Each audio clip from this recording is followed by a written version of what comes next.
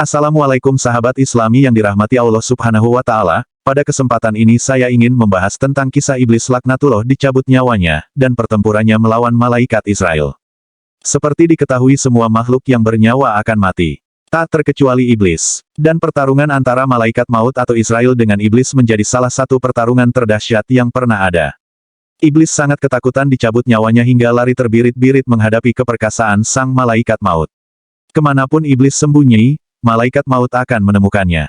Iblis sebelumnya adalah jin bernama Azazil. Ia sangat taat kepada Allah, sehingga Allah mengangkatnya untuk tinggal bersama para malaikat dalam surganya. Iblis begitu tunduk dan sangat memuliakan Allah. Namun ketika Nabi Adam diciptakan, dan semua makhluk diperintahkan Allah sujud padanya, iblis menolak. Nah, dari sinilah awal mula iblis mulai iri dan sombong. Iblis merasa dirinya lebih mulia daripada Nabi Adam karena dia diciptakan dari api, sedangkan Nabi Adam dari tanah.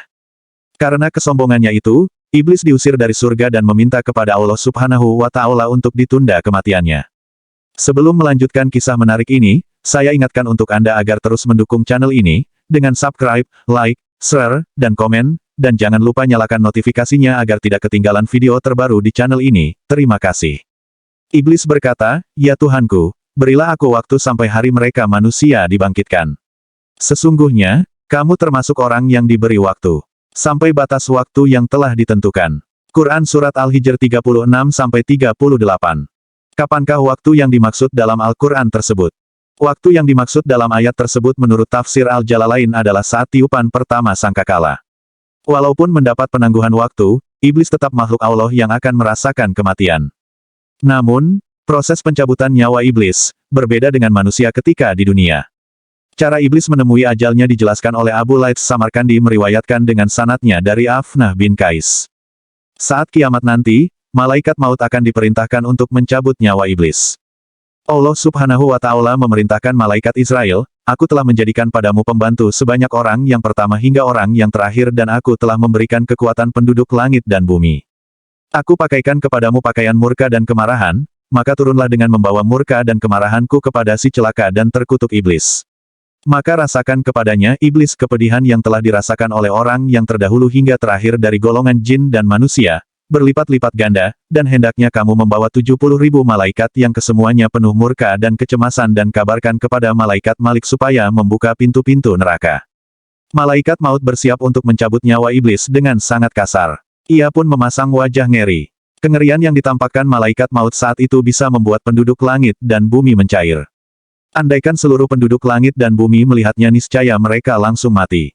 Ia akhirnya sampai di hadapan iblis. Malaikat maut menangkap dan menawannya. Tiba-tiba iblis berteriak keras dengan teriakan yang andaikan seluruh penduduk langit dan bumi mendengarnya niscaya mereka langsung mati.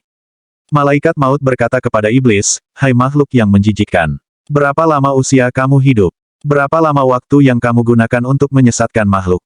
Mendengar itu, iblis melepaskan diri dan lari ke bumi timur, tetapi tiba-tiba malaikat maut telah berada di sampingnya. Ia berlari ke bumi barat, tetapi lagi-lagi malaikat maut telah berada di sampingnya. Tak henti-hentinya iblis melarikan diri, tetapi malaikat maut tetap berada di sampingnya. Kemudian iblis berlari dan berdiri di tengah-tengah bumi dekat kuburan Nabi Adam, alaihi salam dan berkata, "Hai Adam. Gara-gara kamulah aku menjadi makhluk yang terkutuk, terlaknati, dan tertolak." Malaikat Israel pun membentak iblis dengan berkata, "Berhentilah, kamu iblis laknatullah. Rasakanlah kepedihan kematian sebagaimana yang dirasakan oleh orang-orang yang telah engkau sesatkan dalam beberapa abad engkau hidup. Dan inilah hari yang ditentukan oleh Allah Subhanahu wa Ta'ala terhadap kamu, maka kemanakah engkau akan lari?" Israel menjawab, "Kamu akan diberi minum dari neraka Lado. Siksa yang kamu terima serupa dengan siksa ahli neraka tapi berlipat ganda."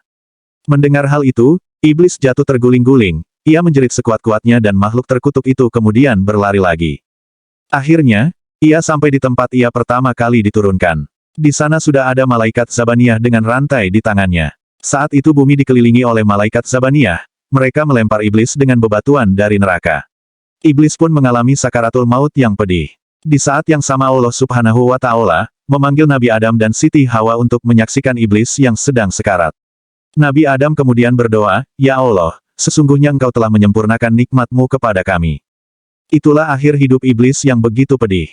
Setelah kematiannya pun iblis masih akan merasakan dahsyatnya siksa neraka dan berlipat-lipat kepedihannya.